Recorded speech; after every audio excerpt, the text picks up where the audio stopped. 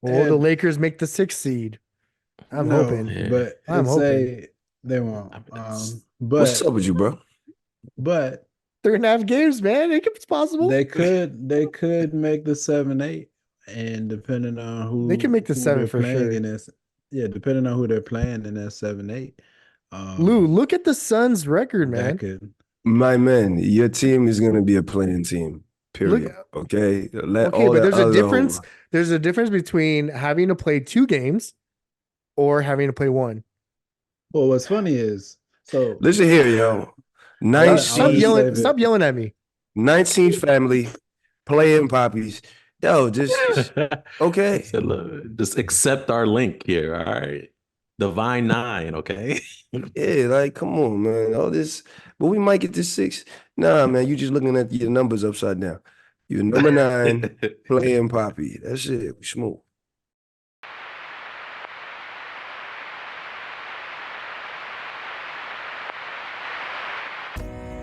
I think the definition of greatness is to inspire the people next to you. It's not something that lives and dies with one person. It's how can you inspire a person to then in turn inspire another person that then inspires another person. And that's how you create something that I think lasts forever. And I think that's our challenge as people, is to figure out how our story can impact others and motivate them in a way to create their own greatness. Welcome to the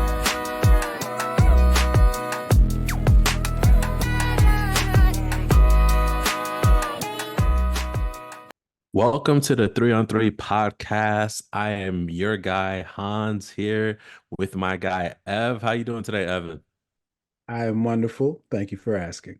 Yes, sir. Also here with my other guy, I despise you, Lou. Evan. You already know. what, Peace, what love, it and do, harmony, Lou? man. Peace, love, and Yes. harmony. Love it, love it, love it. And we have our pod Mamba coaching us from the bench, making sure we're on point to deliver you the best sports podcast on the earth. The earth. Other planets, we're coming. It's our first year. We're coming. We're at the point of the season where the proof is in the pudding. All right. I don't know if you guys partake in pudding or if you have a favorite pudding, but the proof is in the pudding right now. This point of the season, as Ev likes to say, you are who you are. You're either a contender, you're either dominant, you're either competitive, or you're not. And although we do have some shakeups in the lineups, we're starting to see a lot of teams come to form, but we're also seeing some teams show some weaknesses. So we're going to discuss on this first segment, are there any cracks in the armor? Is there blood in the water when it comes to the number one team in the East, the Boston Celtics, who are currently right now 11 games up above the nearest number 2 seed, the Milwaukee Bucks. So they have a considerably sized lead. They're number one, hands down. They've been dominant. But this past road streak they lost 2 in a row to the great Atlanta Hawks and have shown us that they are vulnerable in certain areas and the giant can fall. Shout out to David. I'm going to start with my boy Ev. Ev, what can the viewers glean from these two back-to-back Celtics loss down here in the A-Town Shawty? Well, first off, shout out to Lou Williams for pointing out the infamous lemon pepper wings that are famous in the city of Atlanta. Yes, Don't sir. know if that had anything to do with the Celtics' time down here, but it's fascinating just to see their month in general, specifically these 2 games versus Atlanta. You know, first game there was no Drew Holiday, no Derek White. They gave out a 30-point lead. Hawks shoot the lights out 50% from three. So you're thinking, okay, they don't have two of their starters. They'll bounce back the next game.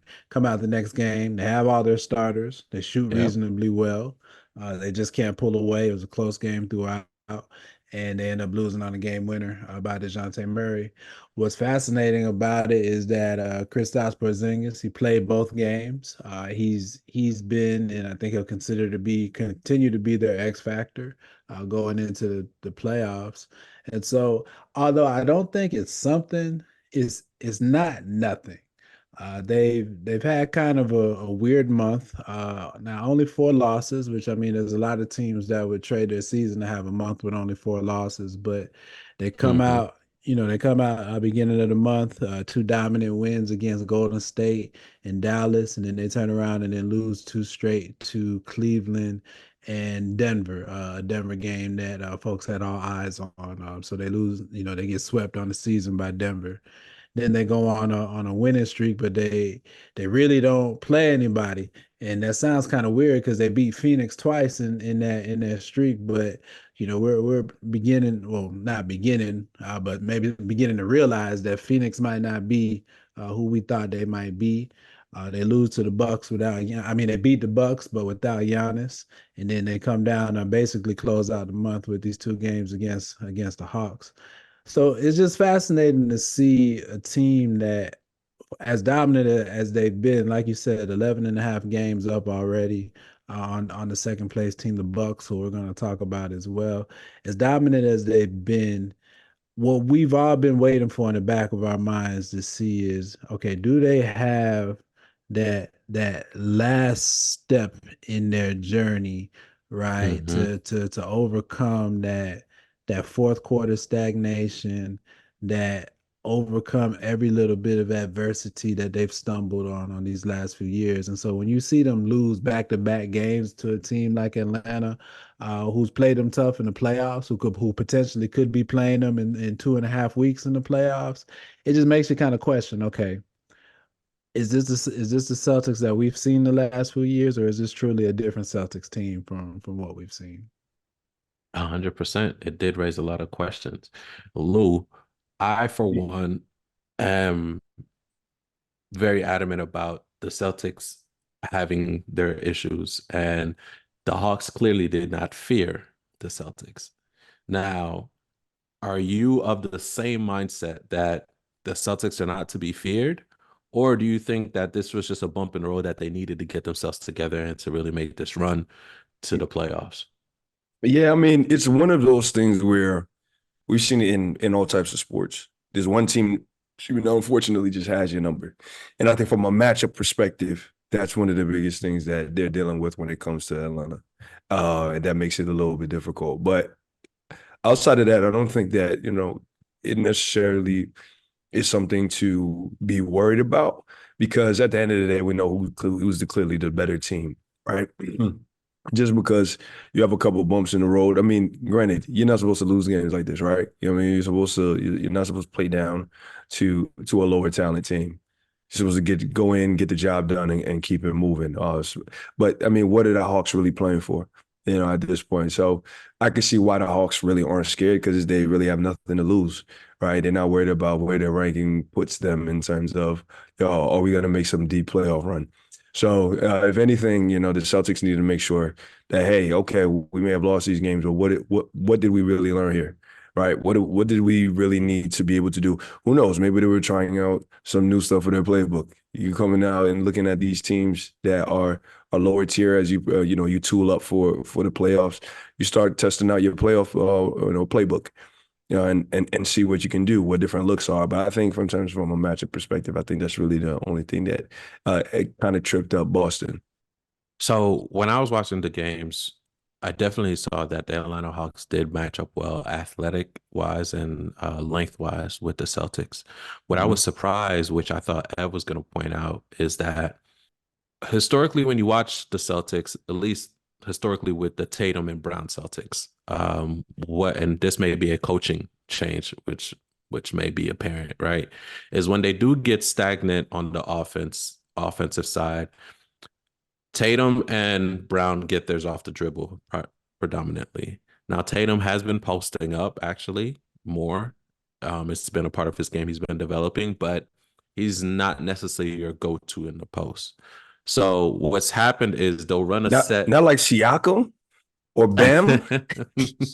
Right. I'm sorry. Right. Yeah, I know those not are your like favorite post players. Yeah, I'm telling you. All right. Anyway, so they would notoriously run a post play to get a bucket from Al Horford or somebody else. And I'm surprised that they didn't do that with Porzingis, given that he's shown that he can score in the low block. Now, he's not a dominant low block like a Jokic and Embiid or an AD, but he can get you a bucket there. And he's shown it. He can get it from free throw line down. So if you're seeing that Jason Tatum, Brown are not getting it off the dribble, you got a couple possessions, throw them down in the post, get an easy bucket. And Porzingis is intelligent enough to pass out of a double team, right? And to make the right pass. So I was curious why they didn't run a couple sets for him when the offense wasn't clicking. Maybe they'll unlock it moving forward, or if they just wanted to go through their two leaders, their two, highlight guys, however you want to call them. But I think essentially that may be a downfall for them. At the end of the day, when you don't got it going, I don't care who you are. If you don't have it going offensively, you don't have it going. So you have to figure out another way to impact the game, right? You have to I'm not saying they're not putting their pride aside, but that's what it looks like to me. Like, you can't force this to happen. Move the ball around, play basketball, throw it down in the post, get a rhythm going offensively, get Atlanta Hawks to change their defensive scheme now, right? So now they'll have to sink down to help in the post, which frees you up. It's just, I don't know, man. Like, basketball is hard, but then it's not hard too. It's really not that hard as well. Like, X's and O's are sometimes clear. So I am surprised they didn't run any sets for Porzingis in the post to get them out of those ruts. Man, I also think you need to see more from Holiday during those games, right? You need to see more from Holiday during games like that. Yes, we understand you're supposed to be a defensive, one of our. You're saying offensively? Yes. We need to okay, go ahead, man. That's what I'm saying. That's what I know Holiday is known as our defensive expert, especially when you stack him up against the other guys on the team in terms of the offensive ability with KP, with JT and JB. Like, but Holiday needs to turn it on at this point, right? What are you going to exploit when it comes to the matchups? Because Holiday at his size, at point guard, can cause issues, right, for a team like Atlanta. So, and we know he has the offensive ability and prowess to be able to go there and turn it on. So guys like him, Derek White, those guys, when your main guys, like you said, man, if your main guys aren't getting it going, your other guys, especially your other starters, need to be able to find a way to sit there and start kicking it up. I agree 100%. But what's unfortunate about that, Lou, unlike when he was playing with the Bucks, he was the third offensive option, or sometimes the second if it was in the fourth quarter, because you're not going to Giannis, right? They're locking him up. So then it's Middleton and then Holiday. Mm-hmm. On the Celtics, he's like the fourth. Fourth. I know. That's what I prefaced about that. But you again, this is where, just like you talking about, the game is hard, but it's simple. Next man got to start getting it going. If they figure out they're forcing Jaylen Brown left. You know what I mean? JT, his shots aren't following. And KP, they're not utilizing KP in that sense. Hey, look, Holiday, coming up. He doesn't have a left, Evan. He doesn't have a left. Rude. So rude, man. He doesn't. He goes left, finishes right. Okay. Listen, man, keep going. I'm telling you, keep going. Doesn't have a left. I'm just saying, somebody man. who does it on the court. Somebody who does it on the court. I know rude. what I see. I know when I see myself out there, Ev. Okay. I know when I see myself out there. Evan was trying to let me cook. Go left and finish He right. just like, man, you really slid that in there, man. Oh, she's like, yeah, no diddy. You know what I mean? Like, I'm sorry, bro. Like, they forcing him left. Holiday, man, and I understand, Hans, but you have to understand, all of us are professionals here. If one of these guys ain't clicking, we want to win this game. And that's another thing. If they're not figuring out how to utilize Holiday from an offensive perspective, when you get into the playoffs and you're playing these series, for them, you get into 5, 6, 7 games, you're going to have to be able to figure out. This is what I'm talking about. Like, are you guys testing out your playoff playbook at this time? You have to figure out how I can maximize the use out of every single player, especially my starting guys. And Holiday has it, right? They didn't just bring him in for defense. It may have been the primary reason, but also, like, look, Holiday could get it going, especially if he's the one that's running the second unit. So that's one of the things about when you are a super utility player. My bad, I'm watching baseball, but like a super role player right? Like when you are comfortable acquiescing to being that fourth or fifth option, it's as much up to coaching as well to see the feel of the game and get you in position to, okay, they're overplaying these other areas. We need to make sure that we hit you numerous times, right? This because they're not paying attention to you. You mentioned about Porzingis, they should have went to him in the post more down the stretch. You could tell it by in parts by the way they got out rebounded in that second game that their focus shifted more to the perimeter versus what they could do inside. And honestly, that continues to be the Achilles heel of the Celtics is in difficult situations, they lean back on their truest selves, and it's a perimeter oriented team that likes to create difficult perimeter shots in crunch time versus creating easier shots at the basket. And so that's why you look at this game and it's like, or these couple games, and it's like, okay, I'm not too worried about it, but at the same time, there are still some habits there that, all right, if they're gonna fall back into these habits, it could be trouble in the playoffs. Are these games indicative of the impact that Marcus Smart had on this team? Do you feel like his, energizing, his dog, some people would call in him, is one of the reasons that they're not, delivering sometimes when it comes to these close games? Or is it just their own issues that they're going through right now? I think it's indicative Holiday's of a- not having a true point guard. I'm about to say Holiday's an upgrade from Smart. Yeah, Holiday's an upgrade, man. from Smart. I think But it's Holiday always a doesn't point have guard. that. I agree with you because Holiday isn't begun to make the same demands that Smart did. And what I mean by that, Smart would, when he realized these things were going on, he would start to figure out, okay, what can I do to get us rolling? As opposed to Holiday kind of coming in and say, okay, this isn't my team like that. I could see him being more comfortable. If they make him more comfortable, him making decisions like that. We've seen what he did with the Bucks. We've seen what he did shooting every team that he's been on, except for this Boston team. So you have an upgrade with Holiday. Should be utilizing him to be able to get what you got out of Marcus Smart plus more. Right. And I think for me, what I see happening, well, I don't know if I see it happening. What I hope happens, so we can see, them at their prime, so we can see, the true Best version of them power possible. unlock Yeah. is they're gonna have to make sacrifices on the offensive end, them being Brown and Tatum, because you see it what they'll do rather than, like I said, throw it in a post. They'll go to White. White gets them out of that. He's their bailout plan sometimes offensively, and the issue with White is White plays both sides of the ball.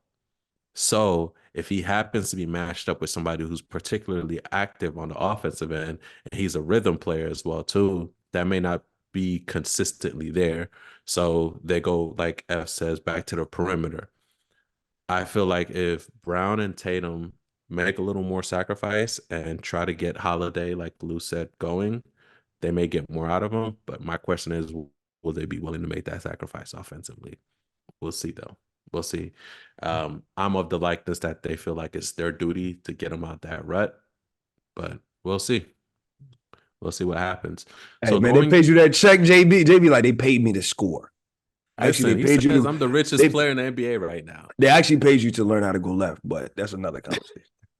Listen. We're gonna move on, but he's been earning it this year. I think this has been the best season of his career, honestly. Oh, 100%. Yeah, for sure. I mean, it's not gonna stop the jokes, but yeah, for sure. Yeah, 100%. It's okay. If people will make fun of Giannis for his horrendous free throw shooting and shooting in general, and that's an MVP caliber player, oh, I'm gonna get these left-handed jokes off. Oh no, absolutely. All I mean is from where it was when he signed that contract for us to be at the end of the season. Oh no, you're not stealing money. Yeah, He no, not stealing that's money. what I'm saying. That's what. He Oh not no, stealing money. He not 100%. stealing money. He has improved. Look at his shot. Remember Yeah, when his nah, shot was? He was halfway yeah. broke when he came in. Now he can actually shoot Now, from now three. I'm about to say he's not broke no more. Yeah, But no, yeah, no, like he's definitely not broke. literally His, and figuratively.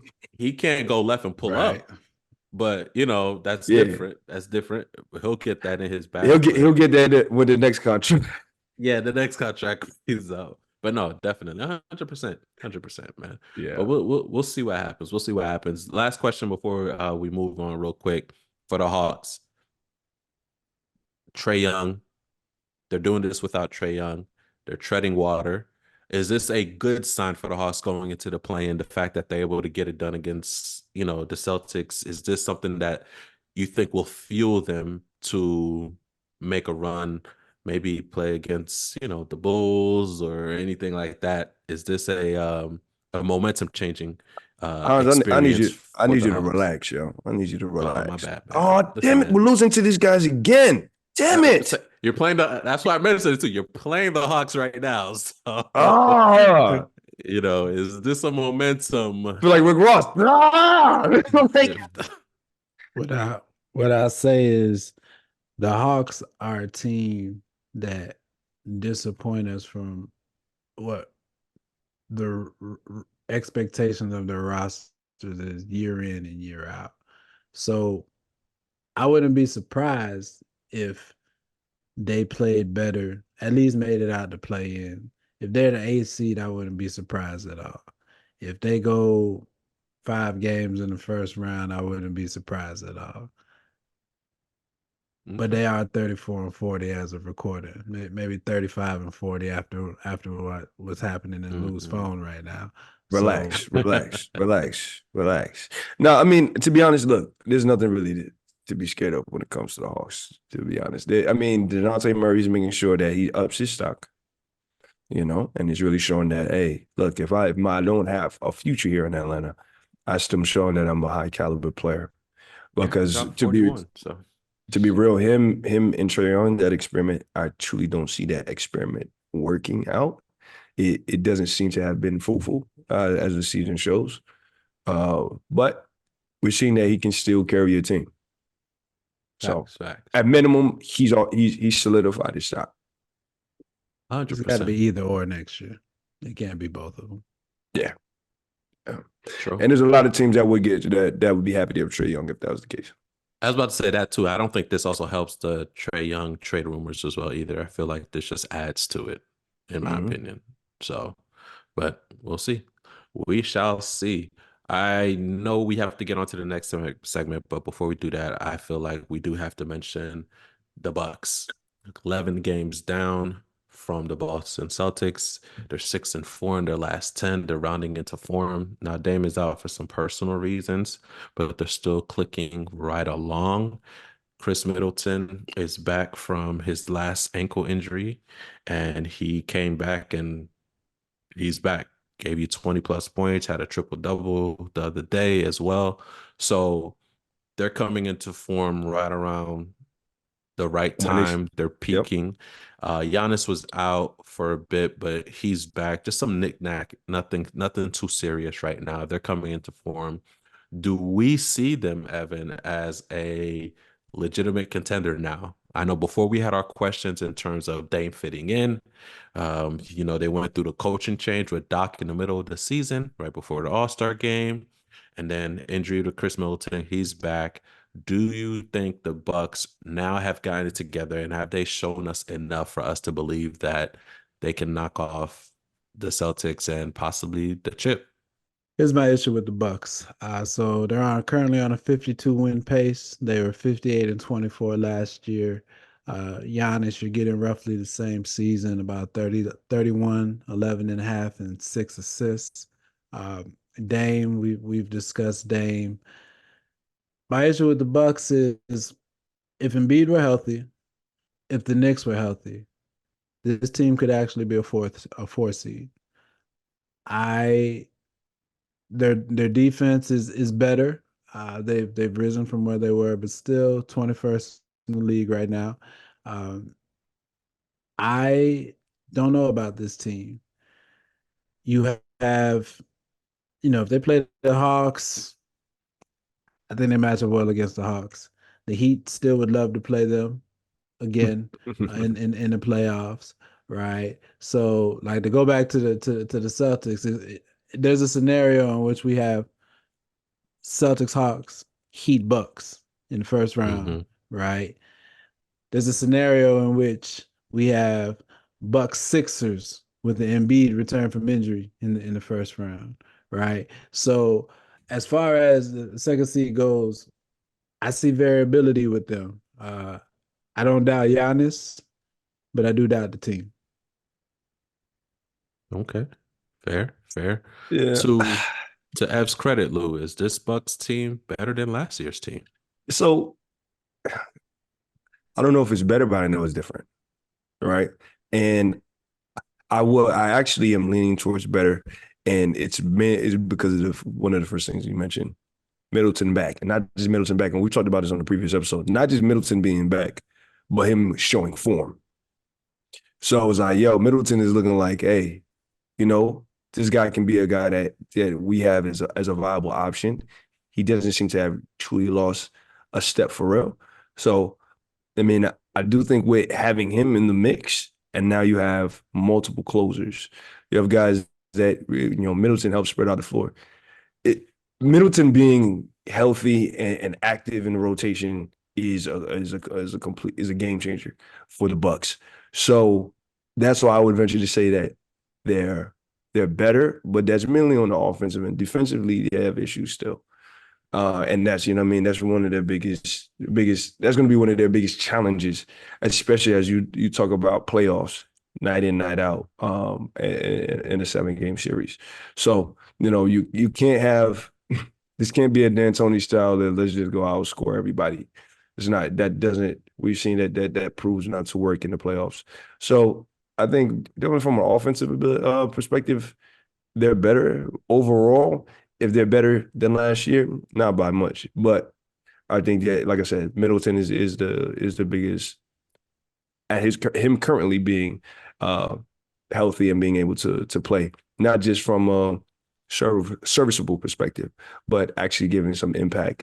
So I think that they're in good position having them there. But Evan's not wrong. These other teams are healthy, different conversation because 3 through 6. Right now, they're, they're 3 through 5 at minimum. These guys are it's all a one game. What you could be the 3 seed now and be the 6 seed by the end of the week. So it's a tight race, but definitely the Bucks. I think they're coming into form at exactly the time they need to. So I'm gonna disagree with Ev. I think I know, shocker.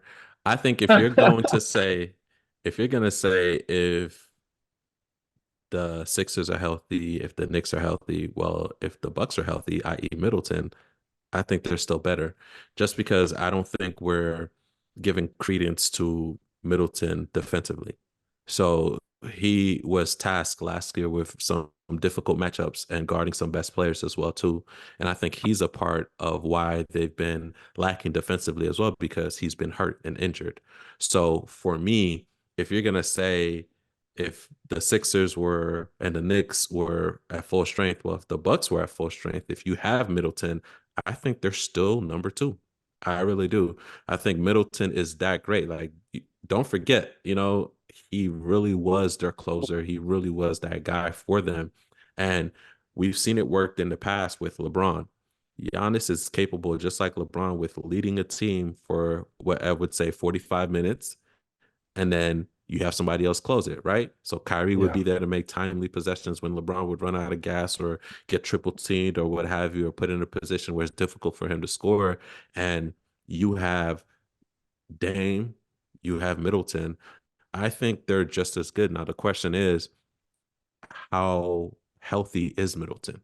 And that's the biggest thing. Are we getting 100% Middleton, right? Exactly. So I guess my thing is, they're not as good as last year because they're not as healthy as last year. Is my take on it. If they're healthy, I think they're better than last year because at the end of the day, you can win a championship without being the number one rated team defensively. You can win a chip. So I Well, think they're still capable. I'm not gonna argue with you. I just I feel like you are because your stance no, says it. just where I'm at is, you know, You're gonna we slick haven't argue seen with that me. Middleton in like 3 years, 2.5 Yeah. years. So it's a little different than an in-season injury. That's all. Can Middleton get back? I'm not gonna to go being that. I'm not gonna go that. I'm not gonna go that. That Say that long? many years. Not that Right? long. Two and Not a that half, long. man. Two and a Nah, half come on. years. Come on, man. Yeah, But I long will ass. say though, that's the biggest thing. If Middleton can look like, even if he's 80% of what he was defensively, Bucks are in a great position. They're in a Can great beat position. 100. Exactly. They're in a great position. So, you know what I mean? And then, if you need somebody to just get some fouls, throw Thanos out there. They get you a sham god. And then, you go from there. You know what I mean? I think they're I hate to say it because I like them, but I think they're gonna Ooh. run into some coaching issues. I think is what they're gonna Oh, run into. I Some thought X you and just- O's issues. I think that's So what you they may talking about run into. Thanos. I was about to be like, Hans, please get off the mic. Oh, the nonsense. I got no problems with him, man. He's a writer. He's a cheerleader, man. My man is getting a check, Yo, pumping up the squad. He's doing his I job. promise you, you would have seen a tweet by Woj the next day if I was in the league. Luis Ferdinand is traded from the Bucks or been dropped, whatever. Because I'd be like, yo, Giannis, your bum ass brother is keeping somebody from getting paid. Okay? Oh yeah, Yeah, he learned this. Oh, yeah, I'd have been out. Yeah, like, yo, he learned the sham guy last week. Bruh, yo, I can't wait. I gotta send y'all that clip, bruh. He be really selling it too, like he really did some. Thanos, if you don't get out, go home, Roger. Man. He plays He's out 2 there minutes a working, man. game, maybe. Maybe. And getting paid. Hey, And man. getting paid. Nah, Listen, no. I'll take his position all day, man. Give me the millions as I hype up my brother. Give me the millions. And clean his eye boogers and his literal boogers. Get me, yo. You know his Well, mom. listen. Make sure your brother has Money- as a spot on the team. Okay. Money well spent to keep his brother comfortable in Milwaukee. Hey, okay? that's what's going to be my next point. If it makes Giannis happy, you know. listen, Did you not hear me? 31, 11, and 6. I mean, all right. Come on, bro. Have a listen, seat. man. You Listen, know? man. If it makes Giannis happy and not I wonder how look many- elsewhere, I want to look at how many texts Giannis has, because I mean, there's got to be an element of I don't have to fight, you know, like push come to shove, like the Nazis will take 3 games for me, you know, if it really go Facts. down. So I don't gotta fight, like facts. there's an element of peace in that. Knowing your brother got your back, right? Your brother got your back. Your big bro too. He's not that's Exactly, big bro. exactly. You know, That's Costas big bro, could man. stay. You know, that's little bro. You know. Yeah. You know he can just come to the game like everybody else's family, right? Nah. You get kicked out. You get banned from stadiums like that. All right. When you're on the payroll, They need to ban him from being on the court. They need to ban him from being on the He's court. not gonna do like the Jokic brothers, man. Like he's not gonna do that. Look, He's not gonna do that. if I'm joking and those are my brothers, I'm definitely not nervous. They don't even be on the Oh, team. yeah, Do you see them? I'm They good. look like you're gonna end up missing. That's First and foremost, yeah. Oh yeah. Serbian Mafia for sure. When they was tossing the coach up in the air like it was a Jewish wedding, I was like, yeah, you know what?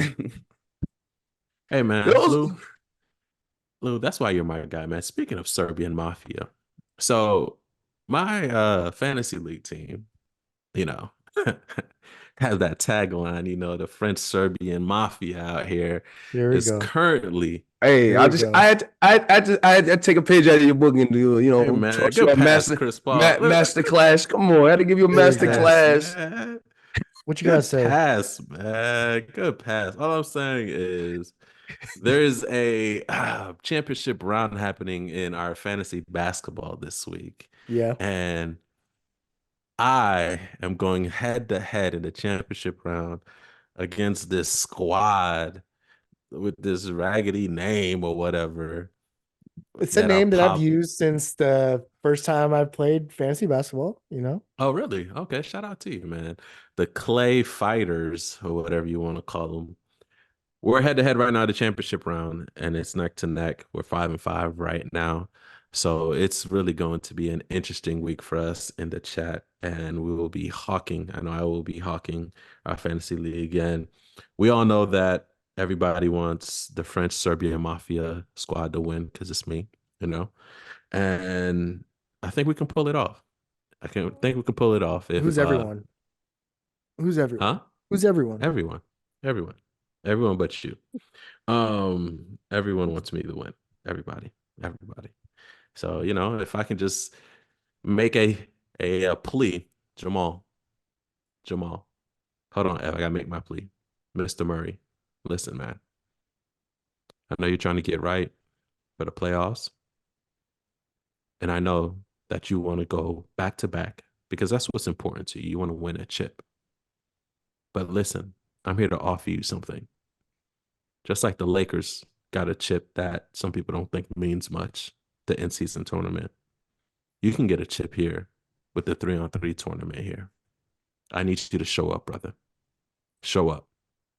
Come out, play against these Lakers, make this your first game back. Drop. You don't even got to give me a 20-10, bro. Give me the 25-5 or 15-5-5. Real quick, little piece, Get us right. Get these clay fighters out of here, man. And you will get 2 championships this year. 2. Come get a Harry. Come get a Harry. Listen, come get a Harry, baby. Come get a Harry and then the Larry. Who's Harry? All right? Don't worry, we know you got the Gary. Your Lakers got the Gary. I too have a plea. Thanks for pleading, Hans, because I too have a plea. LeBron James. I saw you whoop on the Brooklyn Nets yesterday. Okay, I saw the pep in your step, and yet for some reason you keep sitting out for these quote ankle injuries. I better not see you sit out one single game this week. We got 4 games. We got 4 games. The Toronto Raptors tomorrow, the Wizards, the Cavs, and Minnesota on Sunday. I need you to play all 4 games and spectacularly. Wow. Same goes What for do you say Giannis. that spectacularly? Stop playing with me. Same thing with Giannis. I don't need to keep on seeing this probable. You play, motherfucker. You are playing every single game. Listen, just like last week, the pod mama's out his mind. What he's saying is he would sacrifice. He would sacrifice a Lakers season by overworking LeBron so he could get this championship win on his 3-on-3 podcast. That's I'm what getting he's saying it on. right Yeah, now. I'm channeling my inner Thibs. Right, Evan? First of all, as a former, how would I put it, victim Of of Tibbs. Tibbs. Surviving Tibbs. Surviving Tibbs. Hey, Evan, we'll talk. We'll have welcome to the support group whenever you want to come, bruh. That's shame on you for trying to channel Tibbs for that. Let me just say this real quick. I don't know if anything would make me happier than if both of you lost this week. Wow. And Wow. I'll explain why. I think we told the story already, but The I'll hate. make it very quick. It's not hate. Hans is an egregious fantasy Here we- basketball general manager. And so he does not deserve to win any fantasy basketball league in the continental United States He's or doing France, the hex on me. or Serbia. Okay. And as Until you for- do right by me. Absolutely. And as for the pod mamba, he's just Yes, an asshole. I don't want to hear him win anything.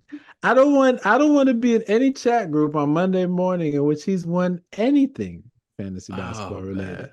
So for my sanity, maybe it's selfish. For my sanity, can both of you lose? What Can we lose? platform are we on? No, you choose one. Not on the platform. You Can choose the platform that we're on crash Sunday night? Like, Evan, can I'm it rooting, crash? Evan, I'm rooting for you for the 7th place game. You and All Lou. right, that's enough. Oh, That's enough. bad. Listen. Yo, that's all I have. That's all I have. Yeah. Good luck to both of you. He means every bit of that because Ev is not taking an NBA fantasy game serious since the last one we played years ago, where I vetoed his trade. In the championship round, he vetoed my trades that his league allowed to take place.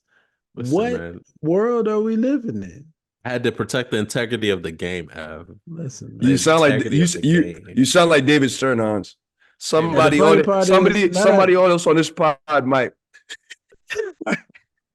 Absolutely, Christian. You should be on my side for that. Yo, for sure. Whatever. It be your friends that be your haters. Hey, man. It be your own friends, guys. All right, y'all. Should be, man. Moving on real quick. So we have these playing teams, and the play-in section of the standings literally change from week to week.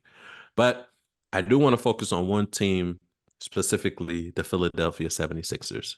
So it's been announced via social media that Embiid is close to returning and that he should make a return before the end of the regular season. Now, Sixers fans are happy, elated. Everybody wants to see him back on the court because he's a great player, future Hall of Famer. My question, though, is it too little, too late? Given the length of time that Embiid has missed and his historic conditioning issues that have come along with that. And Ev, as a resident Embiid fan, I'd love to hear your take on the potential return, and they have not actually given us a timeline quite yet. So I'm anticipating them probably giving us that at the end of the week or maybe early next week as far as when he's coming back for sure. But Ev, is it too little, too late, man? So the news went from possible on Tuesday to he's out Tuesday, April 2nd versus the Thunder. So their remaining games are, I'm not going to go through all the days, but between now and the end of the season, April 14th, they've got Miami, Memphis, San Antonio, Detroit, Orlando, and Brooklyn. Not a terrible ramp-up slate of games to get into the playoffs. They're firmly sitting in the 8th seed right now. So most likely they'd be traveling to Miami, possibly Indiana for the first game of that 7-8. And, they either win that or they have to deal with the winner of the Bulls and the Hawks. Embiid, with 3 or 4 games under his belt to ramp up, I assume that he's doing some ramping up in the facilities prior to getting back on the court. They're not going to lose 2 games in the play-in with a healthy Joel Embiid. So now at that point, you've got the Sixers versus either the Celtics or the Bucks, the teams we were talking about at the beginning of the broadcast. Would they be favored in either of those series? No. But given what Embiid has been through these last 5 years, I almost would rather see him in a series where we think he has no chance versus series where he was supposed to have a chance and for whatever reason didn't deliver. So that's my take on it. Okay. Do the Sixers have a punching chance, Lou? Oh, they have a punching chance, but and I think obviously Embiid is the biggest factor to all of this. We're also getting guys like Rocco back, which will help on the defensive end. And who else are they missing? I think they're missing Melton, which is another good, in terms of offense, help you spread the floor a little bit. So some minor pieces that when they're all together will obviously help the Sixers. But with Embiid, you always have a chance. But do I think the Sixers make it far? If Embiid isn't healthy, I don't think they get out the play-in, right? Meaning, if he's not at 100%, it's going to be difficult, even if they are playing a team like the Atlanta Hawks. So, with that being said, man, I hope he comes back healthy so we can see the Sixers play at their maximum capacity. But yeah, playing against the Bucks and the Celtics, even with their flaws, is going to be tough for the Sixers to get it done. Would you rather play the Bucks or the Celtics? Who would they rather match up with? I think they rather. I think the Sixers would rather match up with the Celtics. I think the Bucks. Yeah, I think the Celtics, because the Bucks. The thing is, the Bucks still have. It's tough for you to go against Giannis and Dame. Like Maxi's great, but the Maxi versus Dame matchup. I'm sorry, bro. Dame Maxi, you're awesome, most improved player. I'm sure he'll get that, but Dame 9 times out of 10. Oh, I'm sorry, Dame 10 times out of 10. And then if Middleton is what we think he is, again, if he's even 80%, Middleton over Tobias. Don't do Jimmy Butler, man. Don't do the.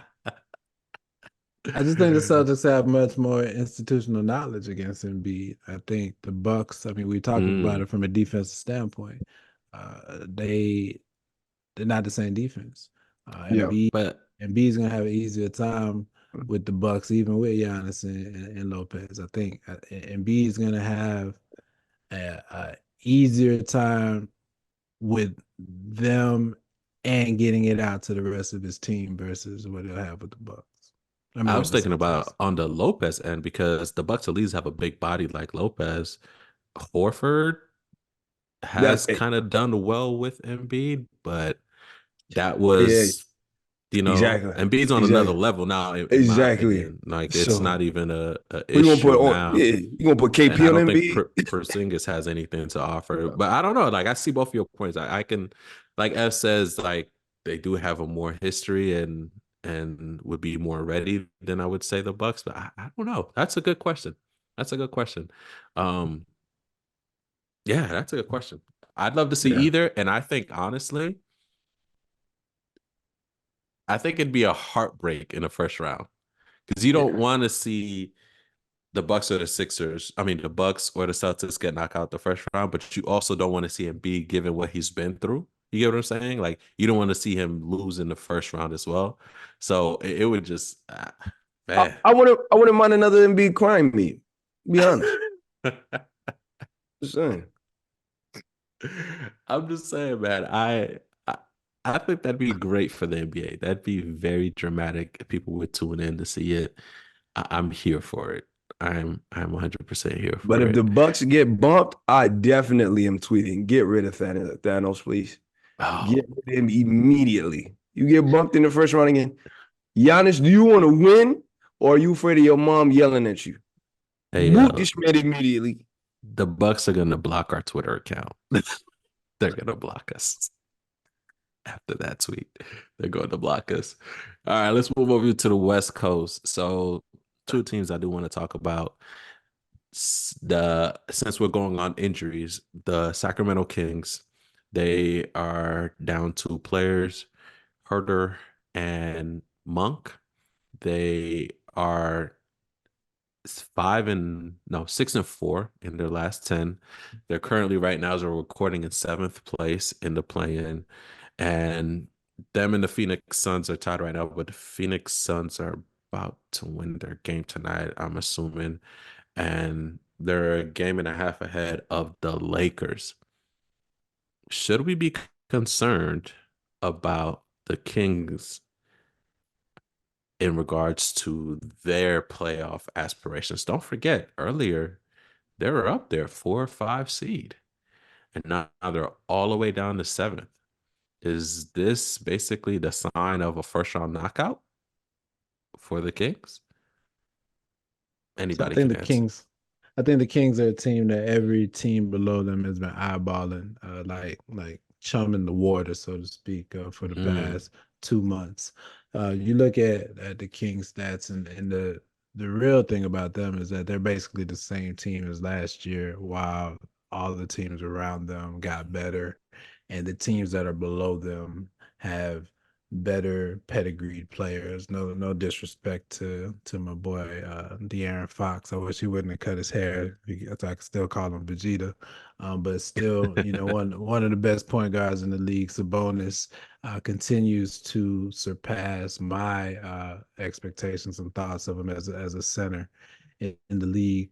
But it's just the injuries, as you mentioned, to Monk, especially in Herter, are, I think, catastrophic for them because it gave them, 48 solid minutes at that 2 guard spot. And what was great was when Herter was struggling, Monk would come in and give you big games. When Monk was kind of I won't call it slacking because he's quiet. Yeah, when he was kind of quiet, Herter will give you, every couple of weeks that splash. I was like, okay, consistency. So without that, I know Pop Mama's being quiet right now, but he's eyeballing that eighth seed right now. Like, yeah, we're jumping the Kings as a Lakers team, and honestly, I don't see them favored, whether it's Phoenix, whether it's the Lakers, whether it's Warriors. I don't see them favored against any of those teams in the playing scenario, especially with the injuries that they have. A combination of injury and pressure. No, I don't. The Lakers have been playing great, 7-3 over their past 10, have looked better since the All-Star break.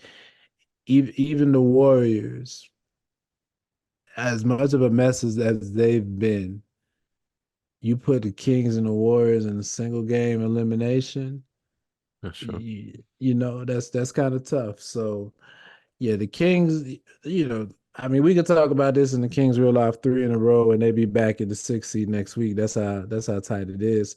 But I kind of question if they continue falling. They need to stay in that 7-8 spot to give them 2 shots at the playoffs. That's my opinion. I would say even try to go for that 6, so you don't even. I'm about to say you guys take it a step further. I think they have. I don't know what their strength of schedule is though, but yeah, go ahead, Lou. Yeah, I think they have a chance to kind of get out of that play-in, because if they're in the play-in, man, it's gonna be tough. It's gonna be tough for them. I'll call out that next few real quick before you go, Lou. So they got Clippers tonight, Knicks Thursday, then Boston, Brooklyn. Why'd I say it like that? OKC, Pelicans, Phoenix, and if they hang on, they got Portland last game of the season. So wow. It's guaranteed win, man. Guaranteed. Wow. Yeah, man. Out of those games, they can win at least 4. But the thing is, they need to try to get themselves out of the playing scenario. I think not just from just what they're dealing with injury, even though they expect to get Monk back in about a month, but definitely from a confidence and that mental perspective, for you guys to have been doing so well and for you guys to slide down like that, and when there are a bunch of people questioning how legit the Kings are as a team, two amazing players in Sabonis and Fox, but can they get it done? And I think for their confidence and for them to be able to make a playoff run, they got to get themselves out of the play. So the only reason I even bring up them possibly getting out of the play-in is because although the Pelicans are surging, they're down Brandon Ingram right now. And I think that can give them a little games that they're going to stumble over until they figure it out, how to play without him, whatever. And that could give the Kings a chance to make up some ground on the Pelicans since it's only 2 games. But yeah, and it's still a feat because like Ev was saying, the Lakers and the Golden State Warriors are really hunting those 2 teams down and eyeballing it and are trying to really make the best out of their games. It's just crazy how the Kings went from somebody we should really look at to are they even going to make it out the first round? So I'm curious to see if they can make any changes if something happens. I'm of the mindset that they don't need much. I would say maybe 1 or 2 pieces, but we'll get to that when we get to that conversation at the end of the season or early next season, what have you. But it's just interesting to see how things have turned around in this NBA and how the Pelicans are now 6 and look to be solidifying as a playoff team. And the Suns, like F says, what we're going to talk about right now, the Suns are in the play-in and don't look like the dominant team we thought they were going to look like. And like the hardest schedule remaining, by the way. Yeah. And it's, I don't know, man. I hate to say it, but I don't think you know how I feel about the Suns, so I know, but I don't think that Beal move was worth the risk because of how injury prone he's been in his last couple of years. I don't think. But who else could they have got though? That's the thing. So it's like I think they did the best that they could. They should have kept Mikal. That's what they should have done. Well, that was in the KD trade, and they should. Yes, they should not. They could have gone KD without adding Mikal. Don't you think? I don't think so. It was just the picks they were asking for. I think it's new owner syndrome, and I think that when you basically get told, "All right, KD wants to come to you, but you got to do it now," you make a bold move so that you can make sure that you get it done immediately. Because remember that, like when that news broke that okay, KD wants to get traded now and it's back on, it was like 3 days before the trade deadline, I think Monday before the Thursday. And so, Phoenix was like, all right, we got to make this splash now. But I agree. They could have kept Mikal in that trade. The Beal trade, I think it's the opportunity cost of it. When you trade for a $50 million player, it's as much as that player as is what you can't now do with $50 million to build out a solid roster around a KD and a Devin Booker, right? So when you're getting out, you already got off the other 3 parts of your starting 5 in Ayton, Mikal, and Chris Paul, and other related moves. So now you're at, all right, we're bringing back 1. Well, we still got to fill in with other solid players plus a bench. And they haven't done so. And that's what I meant by the risk, because you're a skeleton crew right now, and you don't have a solid team to go around. But star power is a thing, and at the end of the day, KD is still KD, and Devin Booker can put a bucket. So we'll see what that turns into when it comes to playing, because that's what they're looking like right now. It's going to turn into the 9th seed. That's what it's going to turn into. It might. I thought the Lakers were in the 9th. I sure hope it doesn't. And where would that put the Lakers? The Lakers will be in the 6th. I told you guys a couple episodes back. The Lakers will be in the 6th when it's all said and done. The Lakers will not be in the 6th seed. But what's going to happen if it does, Evan? They may be. What do I get out of it? What am I going to get out of it if I'm right? You're not making up 3 games in 7 games, sir. It's not happening. You're expecting all the other teams to implode. Yes. It's not happening. You're not making Everybody's up 3 gonna games. rest their players. It's 7 games. Right. Yeah. Hans is right. Unless all these strong ass teams that the Suns are gonna be playing these next 6 games all rest their players, then I guess you're right. The Lakers are gonna be screwed. But to that though, the Lakers do have me concerned from the standpoint of the 4 teams in the play-in. They may be the strongest right now of the 4 teams in the play-in. What I'm interested in seeing, though, is the jockeying of all these teams, 6 through 8, to avoid Denver Nuggets in the first round, because they have absolutely no idea where Denver is going to end up at in the first round. I almost think we ain't scared. To move. All right. Listen. Give me the Denver Nuggets round 1 right now. You heard that, Jamal? I need you to come out. No, that's why they're dunking. That's why Jamal hasn't been playing, because they don't want to get the first seed. They're scared. Come on, Jamal. Come out. Prove them. Come on, Jamal. Come play. They scared, bro. That's why they sit Jamal. This French Serbian Mafia win, baby. What happened the last playoffs you guys played Denver? We played a competitive series. Only team to not get a win off of them. Yes, Hey, but we've also the combined You score. wanna talk about The combined score. point differential was the least Here's the amount. stats. So out of 7 Wow. games, how many did you win? Isn't that what they do in bowling? Yeah.